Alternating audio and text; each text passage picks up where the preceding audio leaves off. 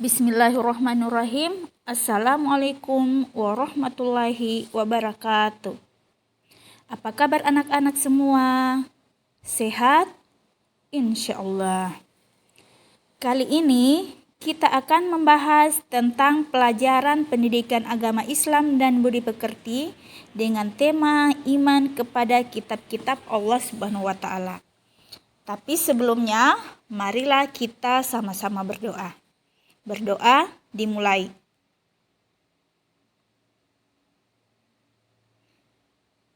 Berdoa selesai.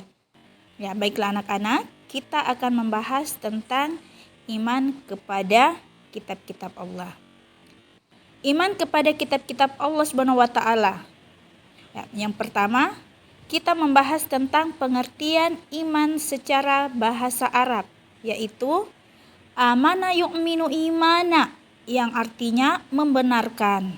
Sedangkan secara istilah, iman adalah membenarkan dengan hati, diucapkan dengan lisan, dan diamalkan dengan perbuatan seluruh ajaran dan perintah Allah Subhanahu wa Ta'ala dalam kehidupan sehari-hari. Yang kedua, pengertian kitab-kitab Allah Subhanahu wa Ta'ala. Kitab Allah yaitu wahyu Allah Subhanahu wa Ta'ala yang disampaikan kepada para rasul untuk diajarkan kepada umat manusia sebagai petunjuk dan pedoman hidup. Dalil iman kepada kitab-kitab Allah Subhanahu wa Ta'ala. Beriman kepada kitab-kitab Allah Subhanahu wa Ta'ala merupakan rukun iman yang ketiga. Umat Islam wajib percaya dan yakin dengan sungguh-sungguh bahwa semua kitab Allah yang telah diturunkan kepada para rasul-rasulnya pasti semuanya benar.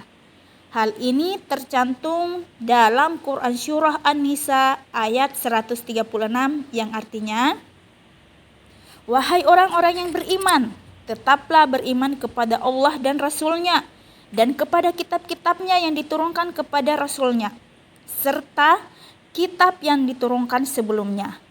Barang siapa yang ingkar kepada Allah, malaikat-malaikatnya, kitab-kitabnya, rasul-rasulnya, dan hari kemudian, maka sungguh orang itu telah tersesat sangat jauh. Quran Surah An-Nisa ayat 136. Selanjutnya yaitu membahas mengenai nama-nama kitab-kitab Allah Subhanahu wa Ta'ala dan rasul yang menerimanya. Yang pertama, kitab Taurat. Kitab Taurat Allah diturunkan kepada Nabi Musa alaihissalam sebagai pedoman hidup bagi kaum Bani Israel. Akan tetapi, Taurat asli yang berisi tentang akidah dan hukum-hukum syariat sudah tidak ada lagi. Yang beredar di kalangan orang-orang Yahudi saat ini bukanlah Taurat asli. Mereka telah melakukan perubahan-perubahan isinya. Para ulama pun sepakat bahwa Taurat yang murni sudah tidak ada lagi. Taurat yang murni saat ini lebih tepat dikatakan sebagai karangan atau tulisan orang-orang Yahudi pada waktu dan masa yang berbeda. Yang kedua, kitab Sabur. Kitab Sabur Allah Subhanahu wa Ta'ala wahyukan kepada Nabi Daud alaihissalam. Nabi Daud hanya diperintahkan oleh Allah Subhanahu wa Ta'ala untuk mengikuti syariat Nabi Musa. Maka pokok ajaran kitab Sabur berisi tentang zikir, nasihat, dan hikmah, tidak memuat syariat. Selanjutnya yang ketiga, kitab Injil. Kitab Injil Allah wahyukan kepada Nabi Isa alaihissalam. Kitab Injil yang asli memuat keterangan-keterangan yang benar dan nyata, yaitu perintah-perintah Allah Subhanahu wa Ta'ala agar manusia mengesahkan dan tidak menyekutukannya dengan sesuatu apapun juga menjelaskan bahwa di akhir zaman akan lahir nabi yang terakhir. Yang keempat, kitab Al-Quran. Al-Quran diturunkan Allah Subhanahu wa Ta'ala kepada Nabi Muhammad SAW melalui malaikat Jibril. Itu tidak sekaligus melainkan secara beransur-ansur.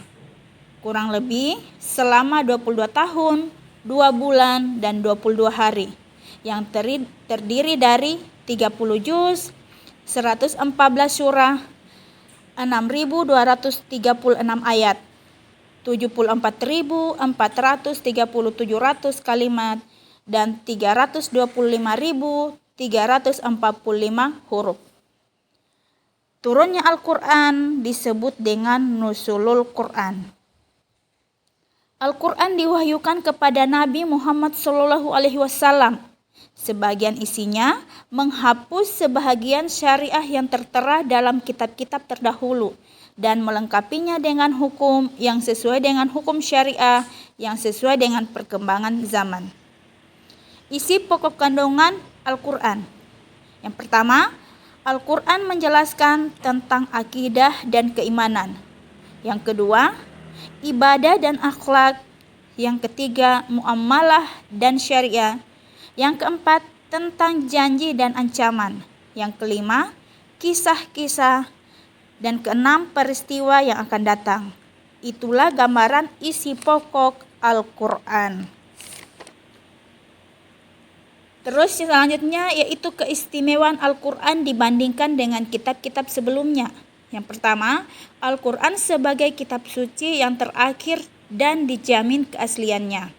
Yang kedua, Al-Quran memiliki isi kandungan yang paling lengkap dan sempurna.